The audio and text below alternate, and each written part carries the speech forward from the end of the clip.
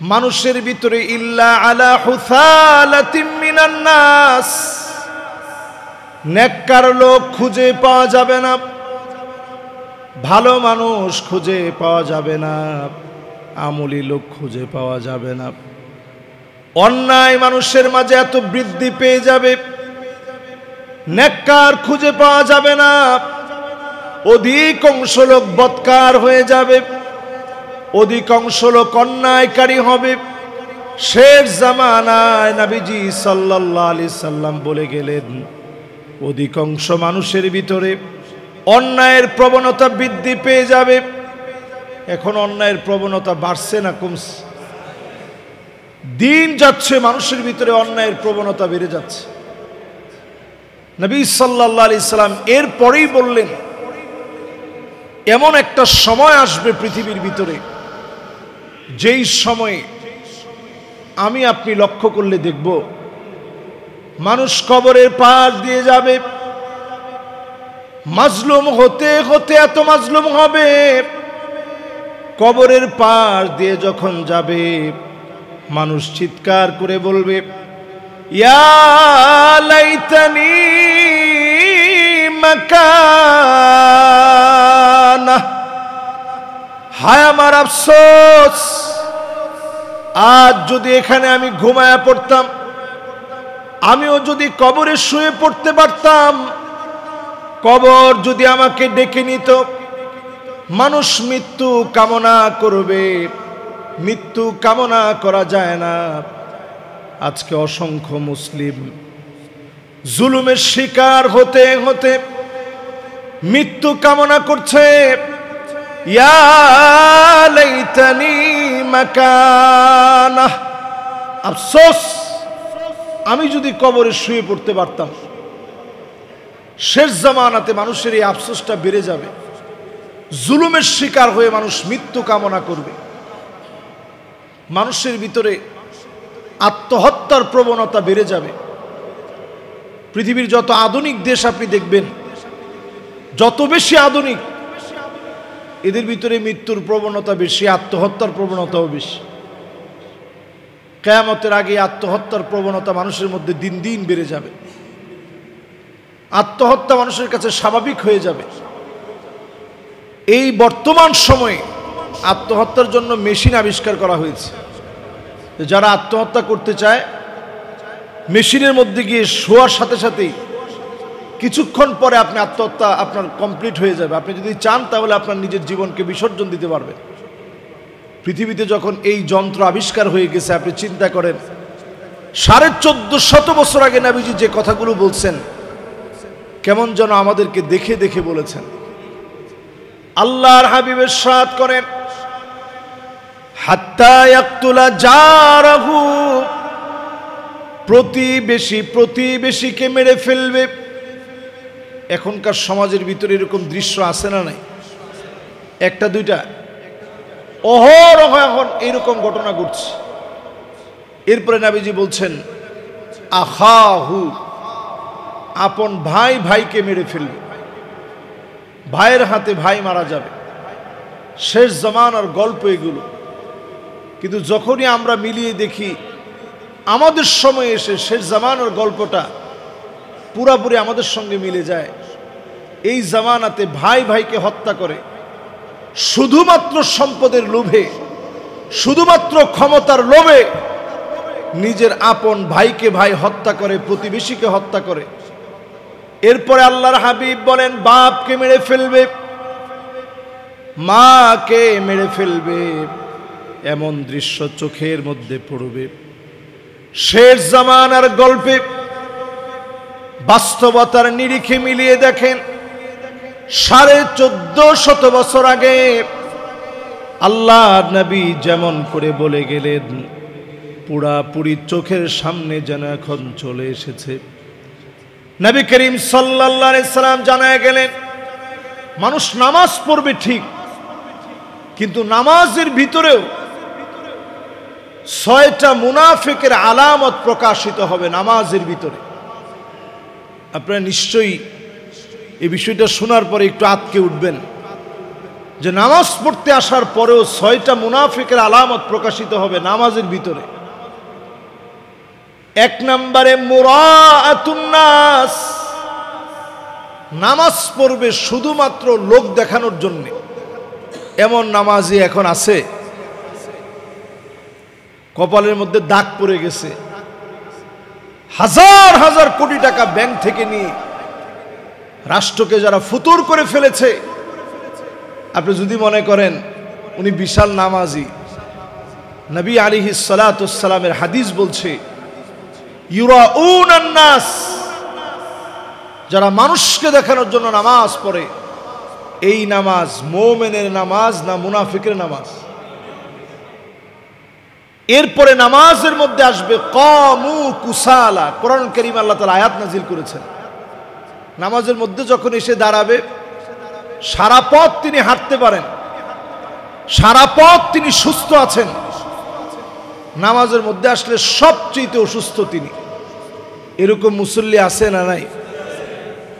হ্যাঁ, যিনি শারীরিকভাবে অক্ষম, বয়োবৃদ্ধ, অসুস্থতাজনিত কারণে তিনি যদি একটু অলসের মতো দাঁড়ান সেটা ভিন্ন বিষয়, ওনার অসুস্থতার কারণে তিনি দাঁড়িয়েছেন। কিন্তু আপনি শারীরিকভাবে সক্ষম, নামাজের মধ্যে আসলে আপনি সবচেয়ে অলস, এই নামাজ মুমিনের নামাজ হয় নাই, এই নামাজ মুনাফিকের নামাজ হয়েছে। ঠিক কিনা বলেন? 3 নম্বরে নামাজের ভিতরে মুনাফিক চেনা যায় কেমনে? নাকরুস সালা কানাকরিদ্দিকা, মুরগি যেভাবে ঠোকর দেয়, দেখেন নবীজির শব্দ চয়ন, নাকরুদ্দিকা কানাকরিদ্দিকা, মুরগি যেভাবে ঠোকর দেয়, কোন রকম অপেক্ষা করেন আরেকটা ঠোকর দিতে। এই রকম যখন নামাজের ভিতরে কেউ আসবে, রুকু সেজদা দিতে গিয়ে কোনো অপেক্ষা নাই, এরকম নামাজি এখন আমাদের সমাজের ভিতরে আছে না নাই? তাহলে এই নামাজটা মুমিনের নামাজ না মুনাফিকের নামাজ? আপনারা কি কষ্ট পাইছেন? এটা মহা সত্য বিষয়, এটা তো আপনাদেরকে জানাইতে হবে। আমরা যখন নামাজ পড়ি দৃঢ়স্থিরতার সাথে মনোযোগ সহকারে আপনি নামাজটা পড়েন, একটু সময় নেন। আবু হুরায়রা রাদিয়াল্লাহু তাআলা আনহু তিনি বলছেন, এরকম অনেক মুসল্লি আছে 60 বছর ধরে নামাজ পড়েছে, ফালাম ইউকবাল মিনহু সিজদাতান ওয়াহিদা, তার একটা সিজদা আল্লাহর কাছে কবুল হয় নাই, একটা সিজদাও কবুল হয় নাই। কত বছরের ভিতরে? সাথে যারা ছিলেন অবাক হয়ে বললেন যে কি বললেন, 60 বছরে একটা সিজদা আল্লাহর কাছে কবুল হইল না, এটা কেমন কথা? বললেন তার সিজদা কেমন করে কবুল হবে যে মুরগির মতো সিজদা দেয়, সিজদা দিয়ে মাথাটা উঠায় ফেলে, সিজদা নত হন, ওয়াসজুদ ওয়াক্তারিব, আল্লাহর কাছে সিজদায় গিয়ে চাওয়া শুরু করেন। আল্লাহ রাব্বুল আলামিন বলেন ওয়াসজুদ ওয়াক্তারিব, সিজদায় নত হয়ে আল্লাহর কাছে চান, যা লাগবে, যত লাগবে, যেভাবে লাগবে। নফল নামাজের ভিতরে মনের ভিতরে শুধু আপনি জাগ্রত করবেন আলিমুম বিযাতিস সুদূর, মুখে বলা লাগবে না, অন্তরে শুধু লালন করেন, যা যা লাগবে মনে আসতে দেরি হবে, যিনি পুরা করতে দেরি করবেন না তিনি কে? এ সময় মনের ভিতরে জাগ্রত করেন, সেজদার ভিতরে থেকে লম্বা সময়টা একটু শ্বাস নিঃশ্বাস নেন। সায়েন্টিফিকভাবে এটা সুস্থ থাকার জন্য প্রমাণিত একটি মহা ঔষধ আল্লাহ তাআলা আমাদেরকে দিয়েছেন। সেজদার ভিতরে একটু লম্বা সময় নেন, আপনার কিডনি ভালো থাকবে, হার্ট ভালো থাকবে, আপনি সুস্থ থাকবেন, প্রাণবন্ত থাকবেন। বর্তমান মেডিকেল সায়েন্স বলছে লম্বা সময় ঘুমালে যেরকম উপকার হয়, লম্বা সময় সেজদার যে ব্যায়ামটা, সেজদায় আমরা যেভাবে থাকি এইভাবে যদি একটু লম্বা সময় থাকতে পারেন, ঘুমে যেভাবে প্রশান্তি আসে এইরকম একটা প্রশান্তি আল্লাহ রাব্বুল আলামিন দিয়ে দিবে। সুবহানাল্লাহ। একটু সময় এখানে দেন, আল্লাহর কাছে চাইতে থাকেন। হাদিসের ভিতরে আসে আকরাবু মা ইয়াকুনুল আবদু মির রাব্বিহি ওয়া হুয়া সাজিদুন ফাকসিরুদ দুআ। সিজদায় যখন চলে যাবেন মন খুলে আল্লাহর কাছে বলবেন, যত বেশি বলবেন তত বেশি যিনি দিয়ে দিবেন তিনি কে? সিজদার সময় আল্লাহর কাছে বলেন, লম্বা সিজদা দেওয়ার অভ্যাস করেন। তাইলে গেল তিনটা। নামাজের ভিতরে মুনাফিক চিনার আলামত কয়টা? 6টার ভিতরে 3টা গেল। এটি একটু মুখস্থ করায় সবারে। 1 নাম্বার, খেয়াল আছে আপনাদের? লোক দেখানো নামাজ। মাশাআল্লাহ, একজন আপনাদের সবার ইজ্জতটা অন্তত রাখছে। এবার একটু সবাই বলেন 1 নাম্বারটা কি? লোক দেখানো কোনো নামাজ পড়া যাবে না। আপনি কখনো যদি এই নিয়তটা চলে আসে যে মানুষ আমার নামাজি বলবে, সাথে সাথে আল্লাহর কাছে তাওবা করবেন। 2 নাম্বার, একেবারে অলসতা আইসা নামাজের মধ্যে প্রদর্শন করা। 3 নাম্বার, রুকু সেজদা মুরগির মতো তাড়াতাড়ি যদি রুকু সেজদা দেওয়া হয়, এই নামাজ মুমিনের না বরং মুনাফিকের নামাজ। এরপরে আল্লাহর হাবিব সাল্লাল্লাহু আলাইহি সাল্লাম বলেন, তাখিরুস সালাহ আন ওয়াক্তিহা, দেরি করে নামাজ পড়া। দেরি করে নামাজ যারা আদায় করবে এই নামাজ মুনাফিকের। শেষ ওয়াক্তে গিয়ে আর যখন সময় থাকে না, এমন সময় গিয়ে নামাজ পড়া। এমন নামাজি এখন আমাদের সমাজের ভিতরে অহরহ। মোবাইলের ভিতরে অ্যাপস আছে, টাইম দেখা যায় কয় মিনিট বাকি আছে, উনি একটু পরে পরে টাইম দেখে যান আরো সময় আছে।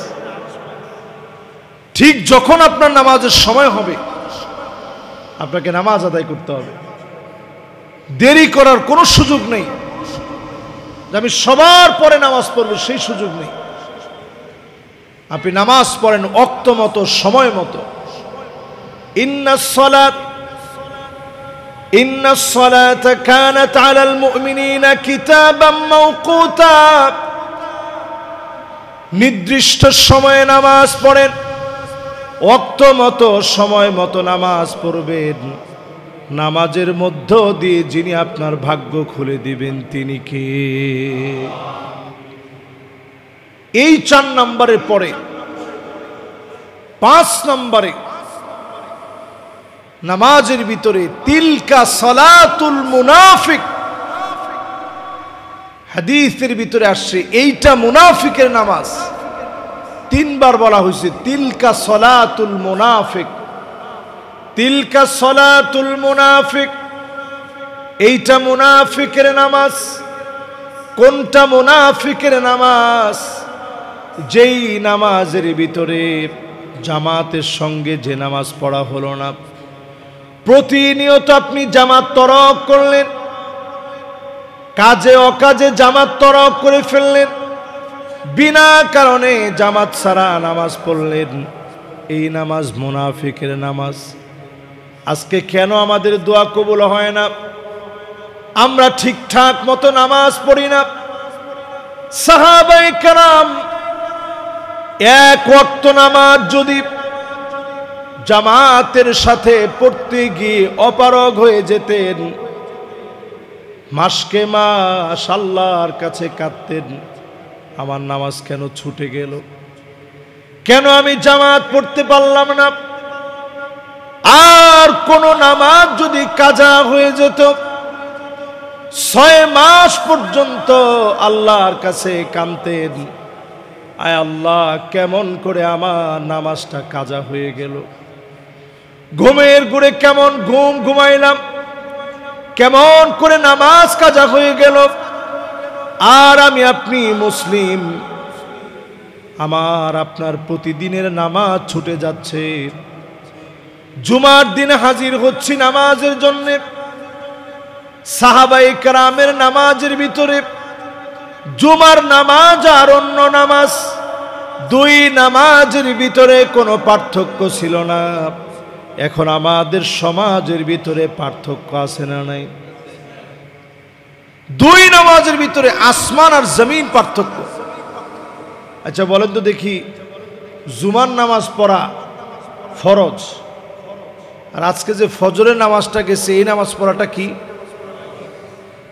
ফরজ না? এই ফরজের ভিতরে কি কোনো তারতম্য আছে নাকি? হ্যাঁ, জুমার নামাজটা অত্যন্ত ফজিলতপূর্ণ নিঃসন্দেহে, কারণ এখানে জুমআহ, সবাই এখানে আসবে, প্রাণ ঢালা একটা অভিনন্দনের মতো সবার সাথে দেখা সাক্ষাৎ হবে। সবাই একটু আগে ভাগে আসবে, বয়ান শুনবে, কথাগুলো শুনবে, দিলের খোরাকগুলো এই জুমআ থেকে নিয়ে যাবে। তো আমরা যেরকম লম্বা চোরা আলোচনা করি, রসুল করিম সাল্লাল্লাহু আলাইহি ওয়াসাল্লাম এরকম লম্বা চোরা আলোচনা করতেন না। আমাদের জ্ঞান কম, এই জন্য কথা বেশি বলা লাগে। রসুল সাল্লাল্লাহু আলাইহি ওয়াসাল্লামের কথা ছিল জামি' মানি', অত্যন্ত জ্ঞান ভাণ্ডারে পরিপূর্ণ কথা থাকার কারণে অল্প কথায় লাভ বেশি। রসুল এই রকম কথা বলার কারণে খুব অল্প কথা বলতেন।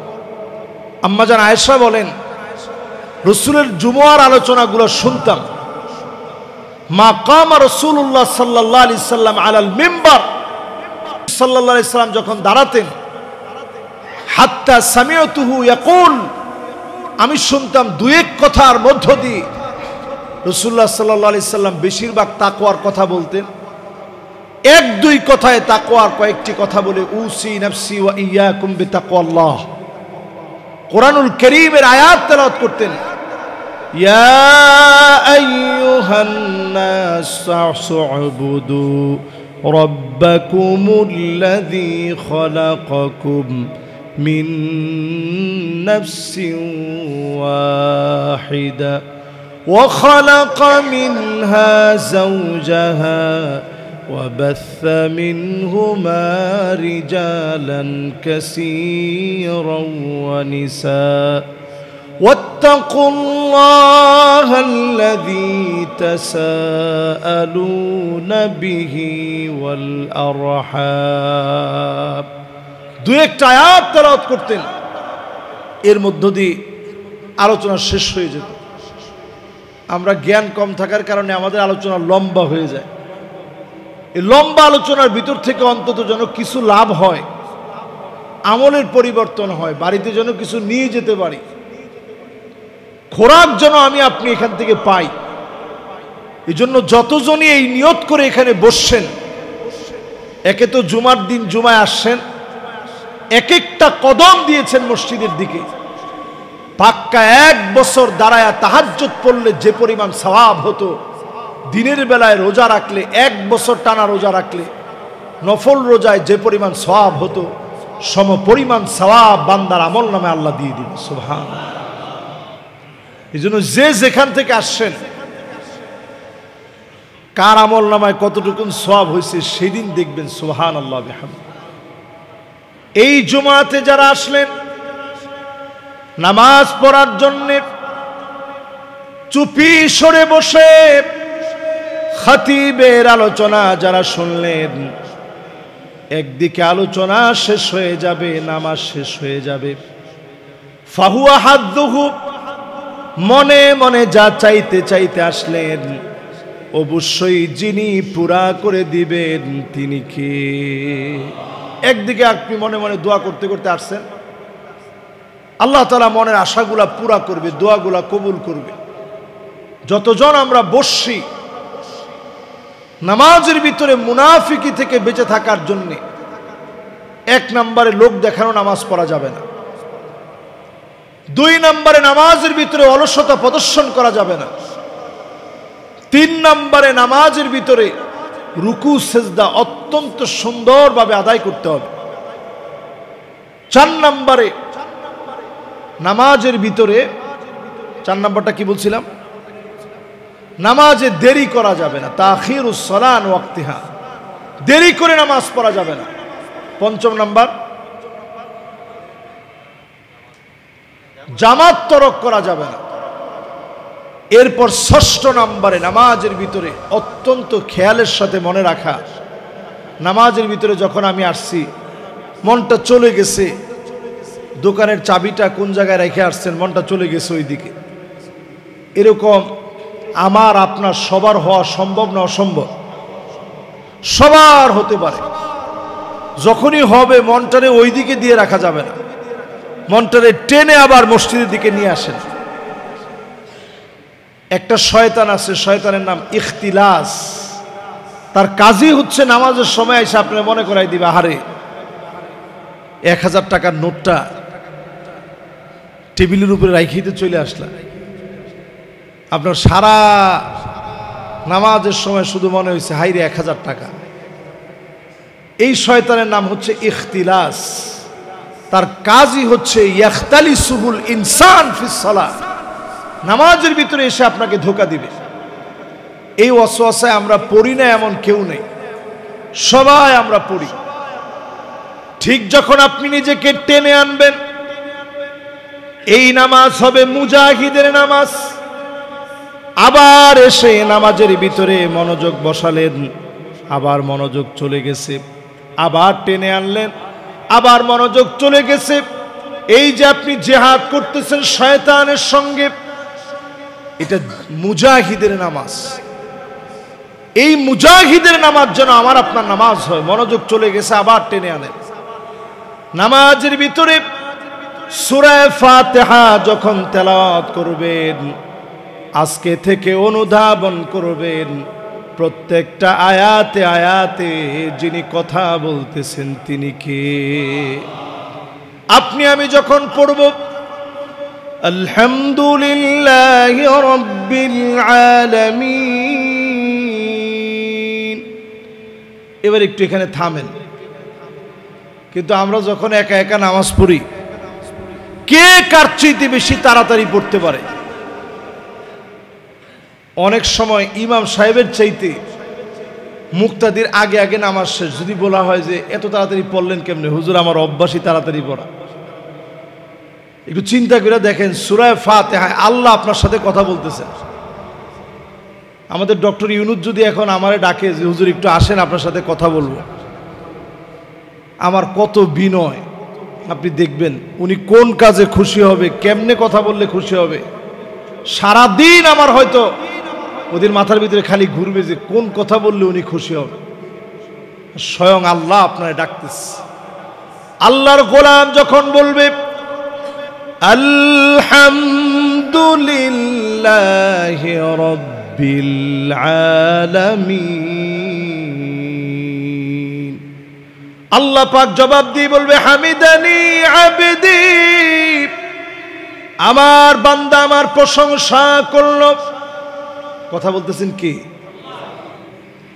আপনি যখন বলবেন আর রহমানির রহিম, সঙ্গে সঙ্গে আল্লাহ রাব্বুল আলামিন জবাব দিবে আসনা আলাইয়া আবদি, আমার বান্দা আমার সানা গাইল। আপনি যখন বলবেন মালিকি ইয়াউমিদ্দিন, আল্লাহ পাক জবাব দিয়ে বলবে মাজ্জাদানি আবদি, আমার বান্দা আমার মর্যাদা বাড়ায় দিল। আপনি আমি আল্লাহর কি মর্যাদা বাড়াবো?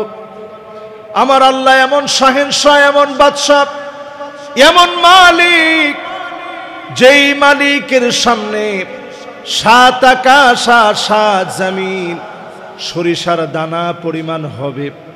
কা খরদালাতিন সাবাব, 7 আকাশ 7 জমিন আল্লাহর সামনে 7টা সরিষার দানার মতো এত বড় মালিক।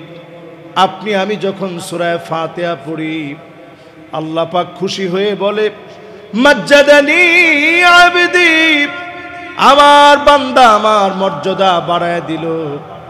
আল্লাহ পাক এত খুশি হয়ে যাবেন, আপনি যখন সূরা ফাতিহা পড়বেন আয়াতে আয়াতে যিনি জবাব দিবেন তিনি কে। এরপরে যখন আপনি বলবেন ইয়্যাকা না'বুদু ওয়া ইয়্যাকা নাস্তাঈন, আমরা তোমারই ইবাদত করি আর তোমারই কাছে সাহায্য চাই। যখন এই আয়াতে কারীমা তেলাওয়াত করবেন আল্লাহ বলবেন হাযা বাইনি ওয়া বাইনা আবদি, এটা আমার মাঝে আর আমার গোলামের মাঝে। আমার গোলাম যদি আমার গোলামি করে আমি আল্লাহ তার জন্য যথেষ্ট। জোরে বলেন আল্লাহু আকবার। তো নামাজটা কত আপন। এরপরে যখন আপনি পড়বেন ইহদিনাস সিরাতাল মুস্তাকিম সিরাতাল্লাযীনা আন'আমতা আলাইহিম গায়রিল মাগদুবি আলাইহিম ওয়ালাদ-দাল্লিন। এই পর্যন্ত যখন আল্লাহর গোলামেরা পড়বে আল্লাহ পাক আরেকটা জবাব দিবে হাযা বাইনি ওয়া বাইনা আবদি ওয়া লিআবদি মা সাল, এটা আমার মাঝে আর আমার গোলামের মাঝে। আমার গোলাম চাইতে দেরি হবে, আমি আল্লাহ তারে দিতে দেরি করব না। শুধু আল্লাহর কাছে চাবেন। এই সময় যদি আল্লাহর কাছে চাইতে পারেন, চাইতে দেরি হবে, আল্লাহ তাআলা দিতে দেরি করবেন না। এই জুমা বারে আজকে থেকে ইনশাআল্লাহ নিয়ত করেন যতদিন সূরা ফাতিহা পড়েন একটু বুঝে সুঝে পড়েন। কি পড়ছি নামাজের ভিতরে? সূরা ফাতিহার কম বেশি অর্থ আমরা সবাই জানি। অর্থটা নিজের ভিতরে একটু অনুধাবন করেন। আল্লাহর সামনে আমি দাঁড়িয়েছি, আমার নামাজটা সুন্দর হচ্ছে কিনা, আল্লাহ খুশি হচ্ছেন কিনা আমার নামাজে, একটু বুঝে সুঝে নামাজটা পড়ার চেষ্টা করেন। সূরা ফাতিহার ভিতরে মনোযোগটা যখন চলে আসবে, অন্যান্য যে সূরাগুলো আছে বিশেষ করে সূরা ইখলাস, কার কার মুখস্থ না একটু হাত তুলেন তো দেখি। মাশাআল্লাহ, এটা দিয়ে দুইটা বিষয় হয়েছে। একটা হচ্ছে আপনাদের যে 100% মনোযোগ আছে এটা বোঝা গেছে, 2 নাম্বার আপনারা যে পারেন সেটাও বোঝা গেছে। তো একজন সাহাবী উনি নামাজ পড়াইতেন, নবীজি ইমাম বানায় পাঠাইছেন। তো নামাজ পড়াইতে গিয়ে উনি সব সময় খালি সূরা ইখলাস পড়ে। তো কিছুদিন পরে নবীজি জিজ্ঞাসা করলেন কি ও ইমাম সাহেব কেমন? কইছে আলহামদুলিল্লাহ সব দিক তো ঠিক আছে, কিন্তু সূরা ইখলাসটা প্রতিদিন পড়ে। তো নবীজি বললেন যে কি ও তুমি সূরা ইখলাসটা কি এরকম আবশ্যক বানায় নিছো কেন? আরো তো সূরা আছে। সাহাবী কোনো ফতোয়া দেন নাই। নবীজির সামনে কি ফতোয়া চলে? কোনো ফতোয়া নেই। সাহাবী বললেন ইন্নী উহিব্বুহা, নবী আমি সূরারে ভালোবাসি। সুবহানাল্লাহ বিহামদিহি। তো নবীজি বলল ঠিক আছে, ভালো তো বাসছো, কোনো অসুবিধা নেই, আরো তো সূরা আছে। মাসসাবাব লিলুজুমি হাদিহি সূরা, এই সূরাকে তুমি নিজের উপরে আবশ্যক বানায় নিছো কেন? আরো তো সূরা আছে। সাহাবী বললেন ইন্নী উহিব্বুহা লিআন্নাহা সিফাতুর রহমান, আমি এই সূরারে ভালোবাসি কারণ এই সূরার পুরাটার ভিতরে আল্লাহর বৈশিষ্ট্য দিয়ে ভরা। জোরে কোন আল্লাহু আকবার। যখন এটা বলছে নবীজি চুপ হয়ে গেলেন যে সুবহানাল্লাহ। সাহাবীর মনে আল্লাহর প্রতি কত ভালোবাসা। আল্লাহ পাক জিবরিলকে পাঠিয়ে দিলেন, ও জিবরিল আমার এই গোলামের জন্য নবীজিকে গিয়ে জানায় দাও হুব্বুহু ইয়াহা আদখালাহুল জান্নাহ, তার মনের সূরা ইখলাসের প্রতি নিরেটেই ভালোবাসা কাল কিয়ামতের দিন আল্লাহর জান্নাতে তারে পৌঁছায় দিবে। একটা সূরাও যদি আপনি সহি করে পড়েন, একটা সূরা যদি ভালো করে পড়েন, হতে পারে একটা সূরার মহব্বত আপনাকে আল্লাহর জান্নাত পর্যন্ত পৌঁছায় দিবে। সুবহানাল্লাহ। শেষ আরেকটা হাদিস বলি, নামাজে যারা আসি আমরা সব উচ্চারণ পারি, বাঙালি উচ্চারণ করতে পারে না এমন কোনো ভাষা নাই। আলহামদুলিল্লাহ আমাদেরকে আল্লাহ তাআলা এমন একটা জিহ্বা দিছে, বাঙালি উচ্চারণ করতে পারে না এমন কোনো ভাষা নাই। ওমান যে বছর আমি গেছি, আমি যাওয়ার পরে দেখলাম সেখানে একজন বাঙালি পাইছি, একেবারে 55 বছর বয়স হয়ে গেছে। তা আমি বললাম যে আপনি বৃদ্ধ মানুষ, এই বয়সে আপনি বিদেশ আসছেন, কয় যে হুজুর আসলে করার তো কিছু নাই, কষ্ট করে আস। তা আমি বললাম আপনি আরবি শিখছেন কেমনে? কয় হুজুর 2-1 দিন যখন পিঠাইটা খাইছি পরে আরবি শিখছি হুজুর, কোনো অসুবিধা হয়নি। কেমনে শিখলেন? কয় হুজুর আমি যখন প্রথম আসছি, আসার পরে আমার মালিক আমারে বলতেছে হাতিল জেলা। আমি কইছি জেলা কুমিল্লা। যেই হুজুর খালি কইতে পারি জেলা কুমিল্লা, তো উনি তো আমার উপরে খেপে গেল। আমারে বলতেছে ওয়াল্লাহে আদ্রিবুক, তোরা কিন্তু এখন মারমু, তুই কতে তোর হাতিল জেলা। আমি আর একটু রাগলে কইলাম আরে কইলাম তো আমার জেলা কুমিল্লা। 3 বার যখন এরকম হয়েছে লোকটা আমার হুজুর মারলো। আমি গিয়ে আরেকজন বাঙালি বাইরে নিয়ে আসছি যে ভাই আমার লোকটা জেলা জিজ্ঞাসা করছে, আমি কইছি কুমিল্লা, লোকটা আমার মারলো কি লেগে? যখন জিজ্ঞাসা করলো কিও তারে মারছেন কে? তারে তো মারি নাই, তারে আমি বলছি যে বালতিটা দাও। হ্যাঁ কি কয় জেলা কুমিল্লা। তো 2-1 দিন যখন এরকম হয়েছে হুজুর, তখন আস্তে আস্তে আস্তে আস্তে এই ভাষা শিখতে আমার দেরি হয়নি, অটোমেটিক শিখে ফেলছি। আপনি অনেক যারা আরব দেশে যে সমস্ত বাঙালি ভাইরা থাকে, আপনি আরবি শুনলে অবাক হয়ে যাবেন। আমরা আর কদ্দুর আরবি জানি, আমাদের চাইতে ভালো আরবি তারা বলতে পারে। আঞ্চলিক যে আরবি আছে সুন্দর বলতে পারে, অনর্গল বলতে পারে। তা আপনি সব পারলেন, কোরআনটা সহি করে জীবনে শিখতে পারলেন না, কেমন করে আল্লাহর সামনে দাঁড়াবেন? এই কোরআন আপনার পক্ষে বিপক্ষে সাক্ষী দিবে। হুজ্জাতুন লাকা ওয়া আলাইক, এই কোরআন সেদিন আপনার বিপক্ষে দাঁড়ায় যাবে। মানুষকে যখন কবরে শোয়ায় দেওয়া হবে, অন্ধকার গুটগুটে কবরের ভিতরে লোকটা নজর করে দেখবে কে যেন তার জন্য দাঁড়ায় আছে। লোকটা প্রশ্ন করবে কে গো তুমি? নামাজ দাঁড়ায় বলবে নূরুন ওয়া বুরহানুন ওয়া নাজাহ,